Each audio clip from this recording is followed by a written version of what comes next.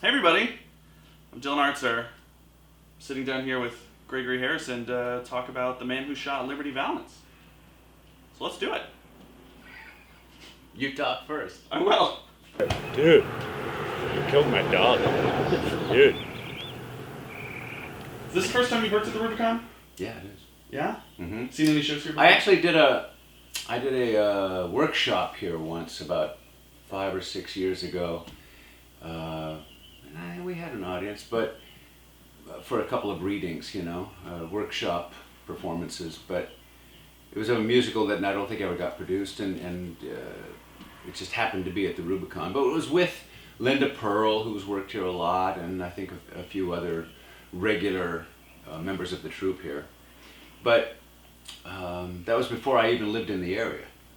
Now I'm living in the area, so it makes real sense for me to be here working finally. And they've been interested in having me come up, but for quite some time, but it's just never timed out. I do a lot of TV work and film work and stuff, so it's all about scheduling for me. And this just fit perfectly into, between jobs, between film jobs for me. And I love to dip my toes in theater as much as possible.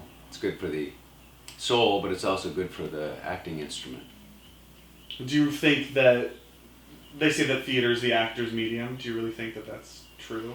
Well, in the sense that, one of the reasons why I love it is because there is nobody between me and my audience when I'm doing theater. And then as a television and film actor, I get frustrated having an editor and post-production, all the different elements of post-production, often interfering. Sometimes they help you, they help your performance, but more often than not, I find that they frustrate me because they change little details about my performance that are hard fought. I choose how I do what I do for very specific reasons. None of it is arbitrary, and I don't like it when someone's able to somehow intercept my message, whatever the message may be of that characterization or that scene, and bend it a little bit before the audience gets it. And then it's sort of like having a painter finish a painting, and then before anyone sees it, somebody else comes in and says, well, I'm just going to touch up a few spots. No painter would want that. No poet would want a few words in his poem changed before it's read. And so for me, doing theater is a much purer art form for the actor. Now, you're still delivering someone else's lines, and you still have a director to help shape the whole thing and the vision, but at least what I do, the actual interpretation of a character and of a writer's intent, is purely mine. So that part I love. Is this your first Western? No, well, it's my first theater Western. Yeah, it is my first theater Western, which, it's such a rare thing to see cowboys and guns, and old saloons on a stage. It's one of the things that drew me to it. I was immediately attracted to that aspect of it. But I've done several film Westerns over the years, through my whole career. And I've played gunslingers before and that kind of thing. But I loved it.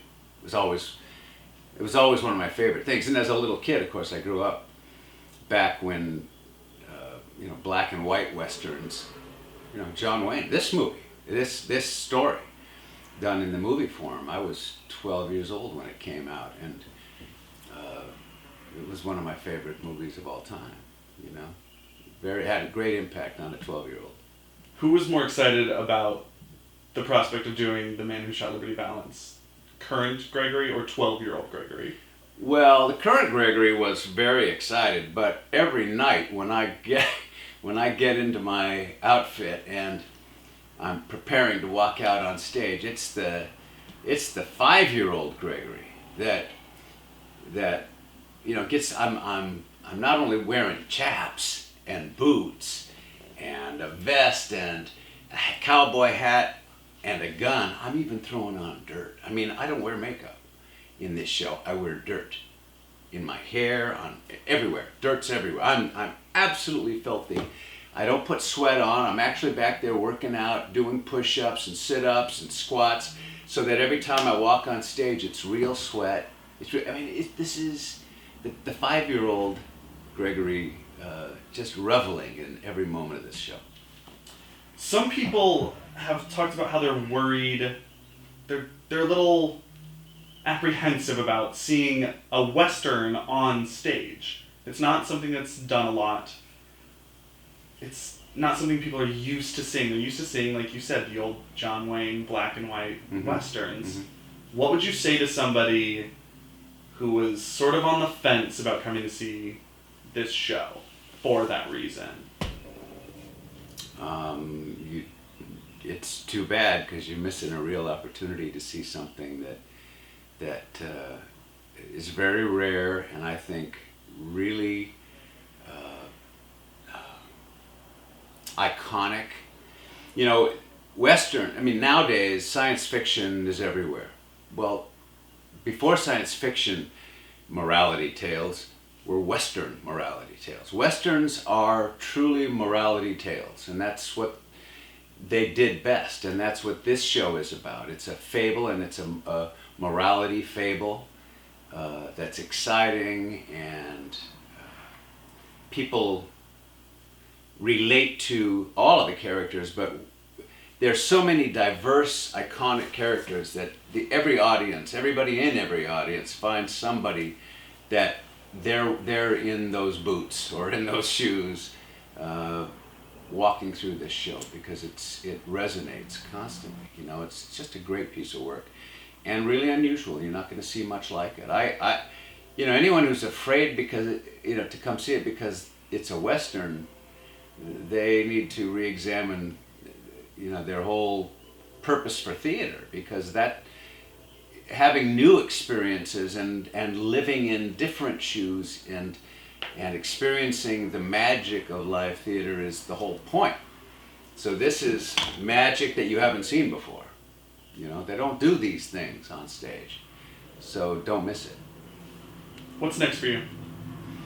Well, I'm kind of squeezing this in between recurring on a TV series, Rizzoli and Isles, that I've been recurring on for the last year or two, and I'm also a recurring character on a series for Hallmark that we shoot up in Vancouver, Canada, called Signed, Sealed, Delivered, and I've got 3 more of those to shoot, 3 more of those movies, 2-hour movies to shoot this year, and several more episodes of Rizzoli. So I've got work ahead, but I have windows in between those things, and this 6-week run fit that perfectly for me. That's great. Yeah. Perfect.